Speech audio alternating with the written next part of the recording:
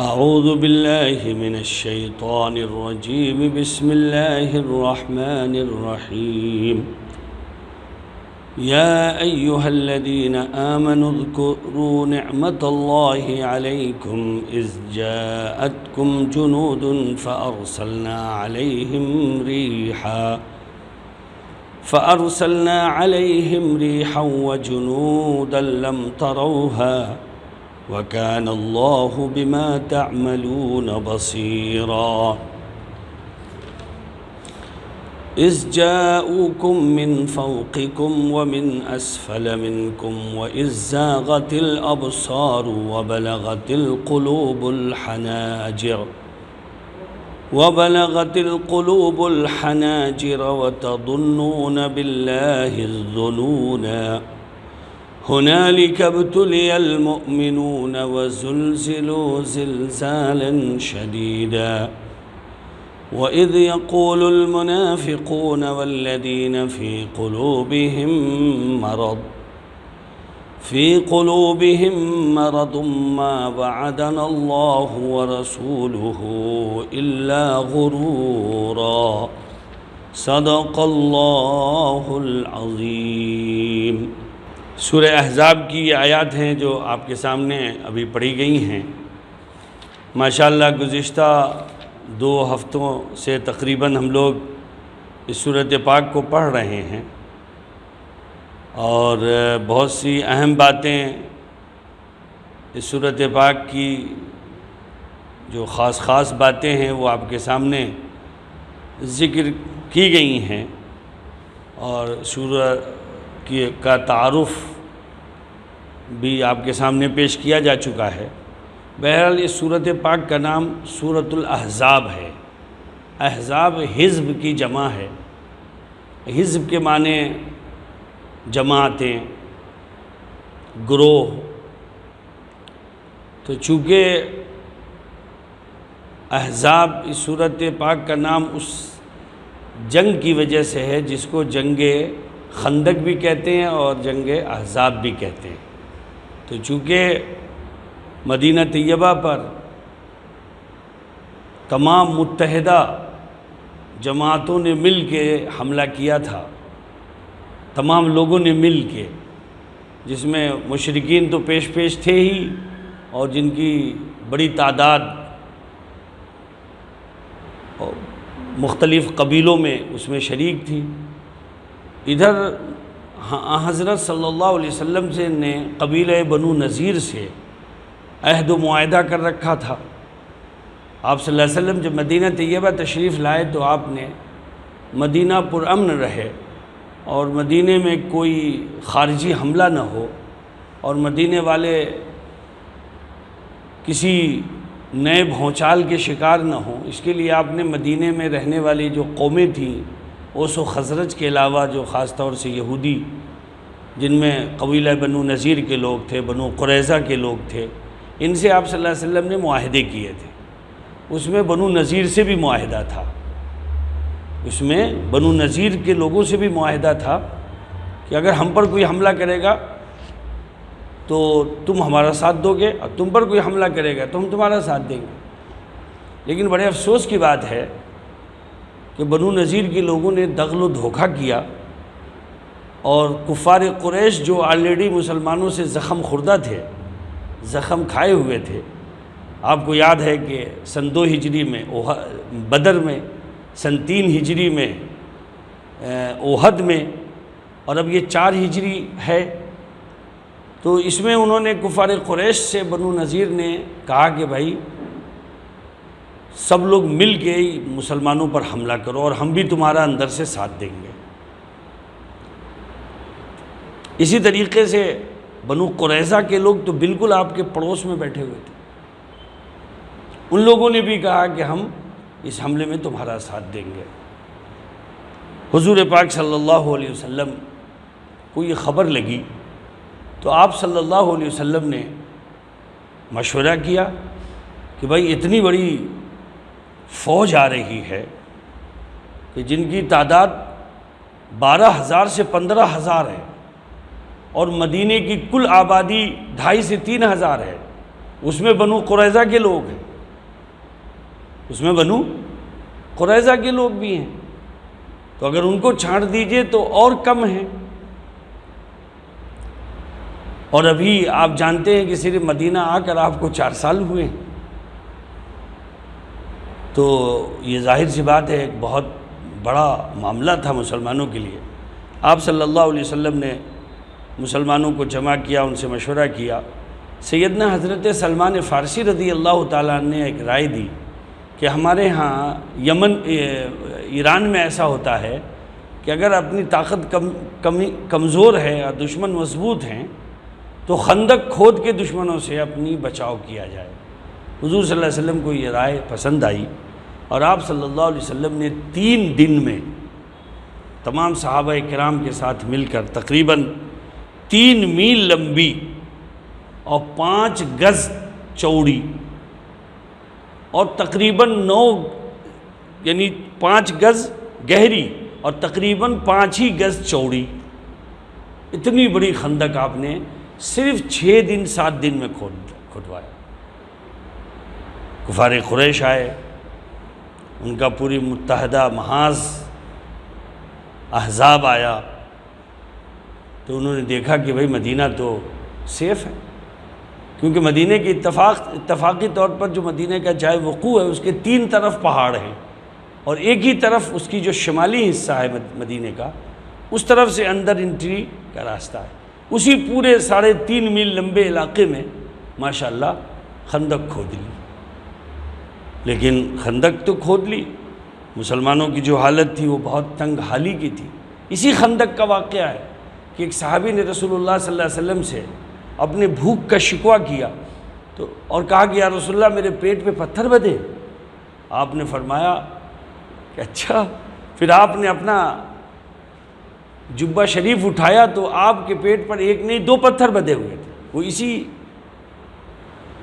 غزوہ احزاب میں ہی یہ واقعہ بھی پیش آیا تھا۔ تو یہ حالت تھے مسلمانوں کی، نہایت تنگ حالی کے شکار تھے، اور نہایت افلاس و تنگی کا زمانہ تھا، اور 2 جنگیں لڑ چکے ہیں، اور اللہ تعالیٰ نے اس میں ماشاءاللہ جنگ بدر میں تو 100% میدان جیتا ہے، اور جنگ احد میں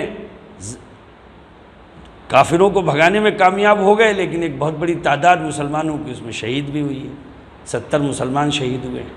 تو یہ حالات ہیں، اور اس میں یہ اب جنگ آ کے تو گویا تقریباً 1 مہینے تک یہ لوگ محاصرہ کیے رہے مسلمانوں کا، اور اس میں سخت قسم کی کبھی کبھی جو ہے پتھر بازی ہوتی،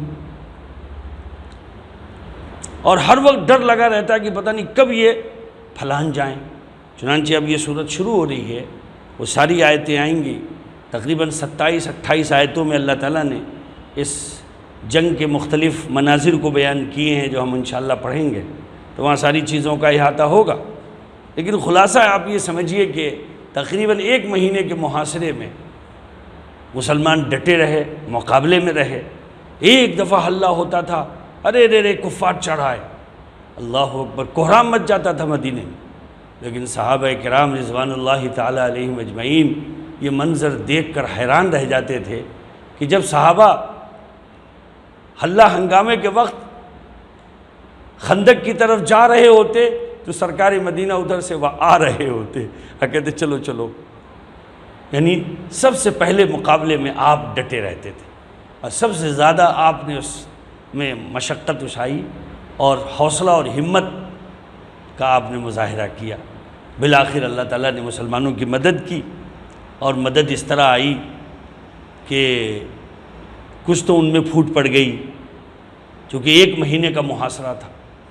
شروع میں تو لکھا ہے کہ 100 اونٹ ذبح ہوتے تھے روز، خوب دعوتیں ہوتی تھی، خوب کھانے ہوتے تھے۔ یہ جو کھانے کا جو رواج ہے نا بہت بڑی تعداد میں، کیا کہتے ہیں اس کو، کھانا جو اجتماعی طور پہ بہت بڑی کھلاتے ہیں، بس وہ بھنڈار لگا ہوا ہے۔ یہ دراصل اپنوں کا طریقہ نہیں ہے، اپنے ہاں تو بس اپنا لے آئیے اور کھا لیجئے بیٹھ کے۔ لیکن آپ دیکھیے ہمارے یہاں مسلمانوں کے یہاں بھی جب سے دعوتوں کا نظام ہوا، پروگراموں کی جان نکل گئی۔ پروگراموں میں جاتے اس لیے کہ وہاں دالچہ ملے گا، کھانا ملے گا، حقیقت بول رہا ہوں آپ سے۔ اس کو کہیں نہ کہیں روکنا چاہیے اور اس پیسے کو کہیں نہ کہیں ملت کے ضروریات پر خرچ کرنا چاہیے۔ یہ امت کھانے والی بن گئی۔ ارے آپ کو کھلانے کا شوق ہے تو آپ اپنے گھر پہ بلا کے کھلائیے۔ آپ سمجھ رہے، آپ 5 آدمی کو اپنے گھر پہ بلا کے کھلائیے، یہ زیادہ بہتر ہے۔ یہ دعوت کا طریقہ مسنون ہے، لیکن کھانا ہو رہا ہے، 10-20 لوگ اسی میں لگے ہیں، اور وہ منتظمین جو ہیں وہ بالکل اپنا نہ نماز پڑھ رہے ہیں، نہ رمضان کی دعوت ہے تو نہ روزہ رکھ رہے ہیں۔ آپ دیکھتے ہیں اس کو، جو رمضان کی دعوتیں ہوتی ہیں، جی میں گزر چکا ہوں، بھگت چکا ہوں اس بات کو۔ میں ایک مسجد سے صرف اسی لیے مجھے برخاست ہونا پڑا کہ صاحب میں نے وہ جو اجتماعی دعوتیں ہوتی تھی اس پر نکیر کیا، اور وہ دعوتیں کیسی ہوتی تھی؟ اس سے مانگو، اس سے مانگو، اس کو بھائی گیری اور دادا گیری سے اس سے وصولو، اور پھر جو من میں آئے وہ اس کا کھانا کھلا دو، بقیہ اپنے پاکٹ میں رکھ لو۔ یہ ایک حرام خوری کا ایک سلسلہ تھا۔ تو میں نے جب اس پر نکیر کیا تو بھائی یہی بات بری لگ گئی۔ اب حضرت کو جو بات بری لگ جائے تو پھر کہاں ہے؟ یہ حال ہے۔ تو بہرحال یہ میں آپ ذمہ داران بیٹھے ہیں، اس لیے میں عرض کر رہا ہوں، اس معاملے کو کہیں نہ کہیں روکنا چاہیے۔ یا بہت مجبوری میں ہو یا بہت ضروری ہو کہ پروگرام ایسا ہماگیر ہے، وہاں پھیلا ہوا ہے کہ اس وقت لوگوں کے پاس گھر جا کے کھانے کا ٹائم نہیں ہوگا تو کھلا دیجیے، لیکن پروگرام 2 گھنٹے کا ہے، بھائی کھانا ہوگا، کیونکہ کسی نے دے دیا ہے کھانا، اس کو ہم نے یہ بتا دیا ہے اتنے لوگوں کو کھلاؤ گے تم کو جنت ملے گی۔ اب وہ مٹکے کا پیسہ جائز ناجائز سے کھلا رہا ہے آپ کو، اور ہم لوگ ہیں جو ٹوٹے پڑ رہے ہیں۔ آپ یقین کیجئے، میں بڑی ذمہ داری سے کہتا ہوں، بالکل وَيُطْعِمُونَ الطَّعَامَ عَلَىٰ حُبِّهِ مِسْكِينًا وَيَتِيمًا وَأَسِيرًا۔ کھانا کھلانا اچھی بات ہے، کھانا کھلانا، دعوت کرنا، یہ تو بھائی ایمان کے جز میں سے ایک جز ہے۔ مَنْ كَانَ يُؤْمِنُ بِاللَّهِ وَالْيَوْمِ الْآخِرِ فَلْيُكْرِمْ ضَيْفَهُ۔ یہ جو مہمان نوازی نہ کرے، جو اللہ اس کے رسول پر ایمان رکھتا ہے اس پر ضروری ہے کہ وہ مہمان نوازی کرے۔ اور حضور صلی اللہ علیہ وسلم نے ایک حدیث میں فرمایا کہ کھانا کھلانا ایمان کی عظیم الشان علامتوں میں سے۔ بہرحال دیکھیے ٹائم ہو گیا۔ میں آپ سے یہ عرض کر رہا تھا کہ ان کے یہاں خوب کھانے ہو رہے ہیں، 100 اونٹ ذبح ہو رہے ہیں، اور یہاں مسلمانوں کا حال ابھی آپ نے سنا کہ پتھر باندھ کے مقابلے پہ کھڑے ہیں، ڈٹے ہیں۔ اسلام جو بغیر کسی بڑی طاقت کے ساری دنیا میں پھیل گیا، اس میں یہ کردار کام کر رہا ہے۔ سمجھ لیجئے آپ کیا کام کر رہا ہے سر؟ کردار کام کر رہا ہے۔ دولت، فوج، اسلحے کام نہیں کر رہے ہیں۔ اب دیکھیے آپ، اتنی بڑی 12,000 سے 15,000 کی فوج ہے، اور مجال نہیں ہے کہ پھلانگ جائیں، اور 1-2 پھلانگ بھی گئے تو کیفر کردار کو پہنچ گئے۔ اللہ کی مدد اترے گی، اللہ کی مدد آئے گی، لیکن کن لوگوں پہ آئے گی؟ مخلصین پہ آئے گی، یہ کھانے والوں پہ آئے گی جو کھانے کے لیے آئے ہیں۔ کھانا ہی مقصد ہے۔ انا للہ و انا الیہ راجعون۔ تو بہرحال میں نے جس بات کی طرف اشارہ کیا آپ سمجھ گئے ہوں۔ بہرحال حضرت صلی اللہ علیہ وسلم کی اللہ نے مدد کی، اور ایک رات جو ٹھنڈ رات تھی، ٹھٹھرتی ہوئی ٹھنڈی تھی، اس رات میں تیز ہوا آئی۔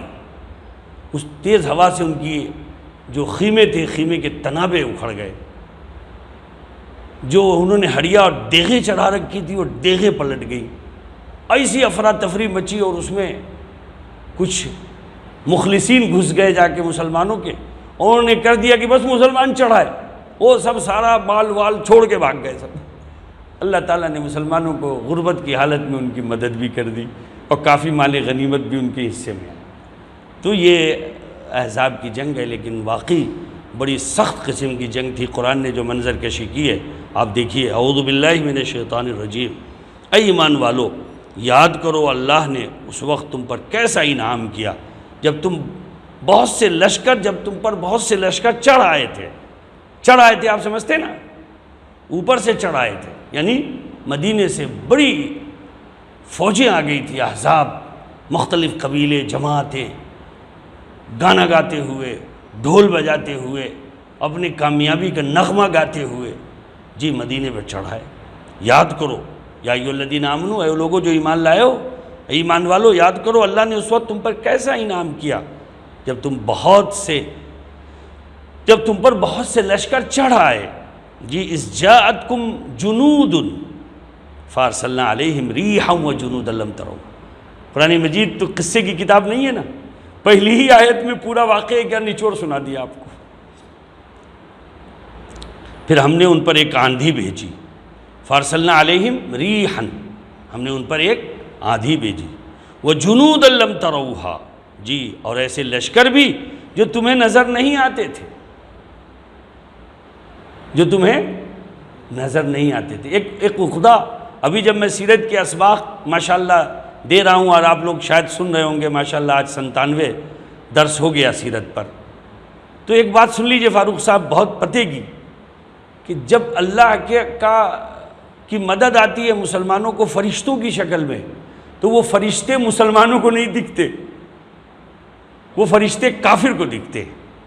اور اس کا بالکل تازہ ترین ابھی میرے مطالعے میں بات آئی کہ وہ جو حضرت شیبہ تھے، جو مکہ مکرمہ کے کی بردار تھے کعبۃ اللہ کے، تو وہ شروع میں منافقین میں تھے۔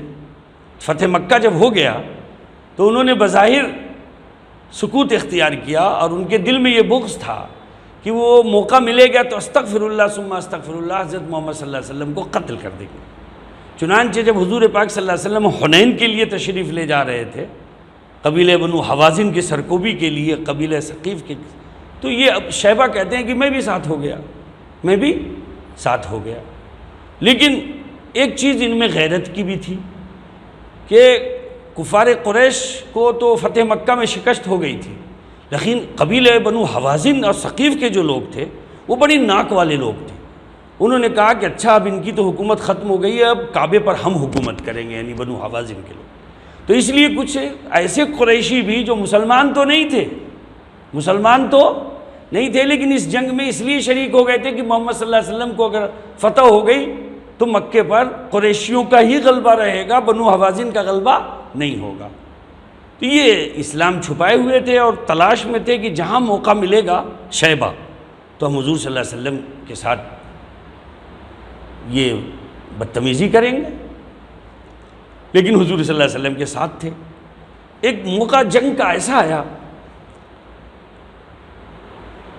جنگ طائف کے وقت یا بنو حوازن کے وقت، کہ انہوں نے کہا یا رسول اللہ مجھے تو یہاں عمامے باندھے ہوئے، سرخ عمامے باندھے ہوئے کچھ لوگ چتکبرے گھوڑوں پہ نظر آ رہے ہیں۔ تو حضور صلی اللہ علیہ وسلم نے کہا کہ شیبہ، یہ جو فرشتے آسمان سے اترتے ہیں یہ کسی مسلمان کو نہیں دکھتے، کیا تمہارا معاملہ گڑبڑ ہے؟ اس نے فوراً کہا یا رسول اللہ میں ایمان لاتا ہوں آپ پر کہ آپ اللہ کے سچے رسول ہیں، یقیناً میں مسلمان نہیں ہوں۔ کہتے ہیں کہ اس کے بعد حضور صلی اللہ علیہ وسلم نے ان کے سینے پہ ہاتھ مارا، اور اس کے بعد جو انہوں نے کلمہ پڑھا وہ کہتے ہیں کہ اب دنیا میں مجھے رسول اللہ صلی اللہ علیہ وسلم سے زیادہ کوئی محبوب نہ رہا۔ ابھی تک تو وہ مصلحت کے پیچھے تھے، ساتھ ساتھ چل رہے ہیں کہ جہاں موقع ملے استغفر اللہ، اپنا ارادہ پورا کر لو۔ تو یہ بات میں نے آپ سے اس لیے کہہ دی کہ یہ جو اللہ کی مدد اترتی ہے وہ مسلمانوں کو نہیں دکھتی، ورنہ مسلمانوں کو اگر مدد دکھ جائے تو یہ تو ہاتھ باندھ کے بیٹھ جائے، چلو اب تم کام کرو۔ وَأَرْسَلْنَا عَلَيْهِمْ رِيحًا وَجُنُودًا لَمْ تَرَوْهَا، جی تو اللہ نے ایک مدد تو تمہاری آندھی سے کی، اور دوسری مدد اللہ تعالیٰ نے تمہاری ایسے لشکر بھی بھیجے تمہیں جو تمہیں نظر نہیں آتے تھے، اور تم جو کچھ کر رہے تھے اللہ اس کو دیکھ رہا تھا۔ تم جس بے سر و سامانی میں خندق کھود کر اسلام کے سرحد کی حفاظت کر رہے تھے، مدینہ طیبہ کی حفاظت کر رہے تھے، محمد صلی اللہ علیہ وسلم کی حفاظت کر رہے تھے، اللہ اس کو دیکھ رہا ہے۔ جی بھائیو، مخلصین کو اللہ اجر دے گا، کوئی دیکھے نہ دیکھے، کوئی دے نہ دے، کوئی کہے نہ کہے، مخلصین کا اجر اللہ کے ذمہ ہے۔ اذ جاؤکم من فوقکم ومن اسفل منکم واذ زاغت الابصار وبلغت القلوب الحناجر وتظنون باللہ الظنونا، یاد کرو جب وہ تم پر تمہارے اوپر سے بھی چڑھ آئے تھے اور تمہارے نیچے سے بھی، اور جب آنکھیں پتھرا گئی تھی اور کلیجے منہ کو آ گئے تھے اور تم اللہ کے بارے میں طرح طرح کی باتیں سوچنے لگے تھے۔ جی اوپر سے بھی کفار قریش کے تمام احزاب، اور اندر سے قبیلہ بنو قریظہ کے لوگ جن کو حضور نے امن دے رکھا ہے، جن سے حضور کا معاہدہ ہے، لیکن یہ بدماش سوچ رہے ہیں چونکہ یہودی ہیں، ان کے خمیر میں، ان کے نیچر میں، ان کی فطرت میں شر بھرا ہوا ہے، یہ اس وقت سے آج تک شر میں ہے۔ آج جو دنیا کی درگت بنی ہوئی ہے، آج جو دنیا میں بے حیائی اور برائی پھیلی ہوئی ہے، آج جو دنیا میں اسلحوں کی ریس لگی ہوئی ہے، انسان کو تیزاب سے پگھلانے کی پلاننگ کر رہا ہے، یہ سارا کچھ یہودیوں کی دین ہے۔ آپ سمجھ لیجئے، ہمارے حضرت مولانا سید ابو الحسن علی ندوی رحمۃ اللہ علیہ فرماتے تھے کہ دنیا کی تباہی کا سامان کسی مذہب کے ماننے والے نے نہیں کیا، یہ ان لوگوں نے کیا جن کو بڑی بڑی یونیورسٹیوں میں تعلیم ہوئی، جنہوں نے بڑی بڑی لیبارٹریوں میں جا کر چیزوں پر تحقیق کی۔ یہ دنیا کے فساد کا سارا نظام یہاں سے ہوا ہے، کسی مذہبی آدمی نے کیا؟ دنیا کی تباہی کا جو سامان ہوا ہے، میں بتائیے 12 لاکھ انسان جس میں بچے عورتیں شامل ہیں عراق میں تیزاب سے پگھلا دیے گئے، لاکھوں لوگ مارے جا رہے ہیں بے گناہ، مرنے والوں کو پتہ ہی نہیں ہے کہ ہم کیوں مارے جا رہے ہیں۔ یہ جو اسلحے کی ریس لگی ہوئی ہے دنیا میں، امریکہ کو یہ فکر ہے کہ ہمارا اسلحہ بکے کیسے، در پردہ ایک گروہ کا ساتھ دیتا ہے اور کھلے عام ایک گروہ کا ساتھ دیتا ہے۔ دونوں جو اسلحے استعمال کرتے ہیں وہ دونوں امریکہ سے آئے ہوئے ہوتے ہیں، کچھ اس راستے سے آتے ہیں، کچھ اس راستے سے آتے ہیں۔ بتائیے، ہنالک ابتلی المؤمنون وزلزلوا زلزالا شدیدا، اس وقت ایمان والوں کی بڑی آزمائش ہوئی اور انہیں ایک سخت بھونچال میں ڈال کر ہلا ڈالا گیا۔ ظاہر سی بات ہے کہ اب وہ ان کی دکھ رہا ہے، ان کی آنکھوں کے سامنے موت ہے کہ اتنا بڑا لشکر جرار اگر کسی وقت بھی اس خندق کو پھلانگ گیا تو ہم کیا کر لیں، لیکن وَإِذْ يَقُولُ الْمُنَافِقُونَ وَالَّذِينَ فِي قُلُوبِهِمْ مَرَضٌ مَّا وَعَدَنَا اللَّهُ وَرَسُولُهُ إِلَّا غُرُورًا۔ سنیے، اس موقع پر یاد کرو جب منافقین اور وہ لوگ جن کے دلوں میں روگ ہے یہ کہہ رہے تھے کہ اللہ اور اس کے رسول نے ہم سے جو وعدہ کیا ہے وہ دھوکہ کے سوا کچھ نہیں ہے، استغفر اللہ۔ ایک طرف مسلمان مخلصین ہیں جو اللہ کی طرف متوجہ ہو کر اپنی سرحدوں کی حفاظت کر رہے ہیں، اور دوسری طرف انہیں وہ منافقین زخم پہنچا رہے ہیں۔ جی، مستند روایات میں ہے کہ حضرت سلمان فارسی جس جگہ خندق کھود رہے تھے وہاں ایک سخت قسم کا چٹان بیچ میں نکل آیا، کسی طرح وہ ٹوٹے نہیں ٹوٹ رہا تھا۔ حضرت صلی اللہ علیہ وسلم کو اس کی اطلاع دی گئی، آپ صلی اللہ علیہ وسلم بنفس نفیس تشریف لائے اور آپ نے اپنے دست مبارک میں کدال لے کر اس پر ضرب ماری اور یہ پڑھا وَتَمَّتْ كَلِمَةُ رَبِّكَ صِدْقًا وَعَدْلًا، اور کدال سے چٹان پر ضرب لگائی تو ایک تہائی چٹان ٹوٹ گئی اور اس میں ایک روشنی نمودار ہوئی جس میں آپ کو یمن اور کسریٰ کے محلات دکھائے گئے۔ پھر دوسری ضرب لگاتے وقت آپ نے اسی آیت کو پورا پڑھا وَتَمَّتْ كَلِمَةُ رَبِّكَ صِدْقًا وَعَدْلًا، اس پر چٹان کا ایک اور حصہ ٹوٹا اور دوبارہ روشنی ظاہر ہوئی جس میں آپ نے روم کے محلات دیکھے، پہلے یمن کے محلات، اب روم کے محلات دیکھے۔ پھر تیسری ضرب چٹان پر پوری لگائی آپ نے تو پوری طرح چٹان ٹوٹ گئی۔ اس موقع پر آپ نے فرمایا مجھے یمن، ایران اور روم کے محلات دکھا کر یہ بشارت دی گئی ہے کہ یہ سارے ملک میری امت کے ہاتھوں میں فتح ہوں گے۔ سبحان اللہ، سیدنا حضرت عمر فاروق کے زمانے تک یہ سارے ملک فتح ہو گئے تھے۔ منافقین نے اس وقت یہ سنا تو کہا حالت تو یہ ہے کہ خود اپنے شہر کا بچاؤ کرنے میں مشکل پیش آ رہی ہے اور خواب یہ دیکھ رہے ہیں کہ ایران اور روم ہمارے ہاتھوں فتح ہوں گے۔ مفسرین نے فرمایا کہ اس آیت میں منافقین کی اس بات کی طرف اشارہ ہے۔ اللہ تعالیٰ سے دعا ہے بھائیوں کہ اللہ نے اور اس کے رسول نے جو وعدے کیے ہیں ان وعدوں پر ہمارا یقین ہو۔ آج بھی گھبرانے کی ضرورت نہیں ہے۔ آج جو حالات بنے ہوئے ہیں اور ایک بہت بڑی تعداد میں لوگ عجیب و غریب مایوسی کے شکار ہیں اور ایسا لگتا ہے کہ انہیں بھی واقعی زمین اچک لے گی، ایسا نہیں ہے۔ آپ حوصلہ رکھیں، ہمت رکھیں، اپنے داعیانہ کردار کے ساتھ اپنی زندگی بسر کریں، لوگوں کے ساتھ بہتر اور محبت کا سلوک کریں، جی اپنے ایمان پر پوری طرح قائم و دائم رہیں۔ انشاءاللہ کوئی وجہ نہیں ہے کہ اللہ کی مدد ہمارے آپ کے شامل حال نہ رہے گی۔ اللہ تعالیٰ سے دعا ہے کہ اللہ تعالیٰ ہم سب کی اس کاوش کو جو اس درس قرآن کی شکل میں ہم لوگ کر رہے ہیں قبول فرمائے، اور ہم سب کے لیے اللہ تعالیٰ اس کو بلندی درجات کا ذریعہ فرمائے۔ اپنی محبت کا ذریعہ فرمائے، اپنی رضا کا ذریعہ فرمائے، اللہ تعالیٰ دنیا میں وسعت رزق کا ذریعہ فرمائے، آخرت میں اللہ تعالیٰ آخرت کی تمام کامیابی کا ذریعہ فرمائے، موت کے وقت اللہ کلمہ نصیب فرمائے۔ اور ابھی خبر لگی ہے کہ ہمارے ایک ساتھی کے اہلیہ کا انتقال، اللہ ان کی مغفرت فرمائے۔ آپ لوگ دعا بھی فرمائے، میرے بڑے بھائی صاحب مفتی سمین اشرف صاحب جو بڑے عالم ہیں اور ماشاءاللہ بڑی ان کی عظیم خدمات ہیں، اور ان دنوں بھی وہ حیات النبی صلی اللہ علیہ وسلم پر ایک کتاب کا کام کر رہے تھے اور اس کی پروف ریڈنگ چل رہی تھی ان کی۔ اللہ ان کو بھی شفا صحت دے اور جلد سے جلد وہ ہاسپٹل سے گھر واپس آ جائیں۔ اللہ ہماری دعاؤں کو قبول فرمائے برحمتک یا ارحم الراحمین۔ السلام علیکم ورحمۃ اللہ وبرکاتہ۔